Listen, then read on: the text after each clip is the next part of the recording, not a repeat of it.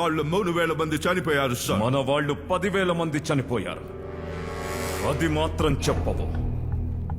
What about Narasimha Reddy? He's very badly wounded, sir. చనిపోయాడని propaganda చేయండి. Sir, he's not. Narasimha Reddy అనేది పేరు కాదు, it is a symbol of freedom. ఒక్కడి తల నరికితే 40 మంది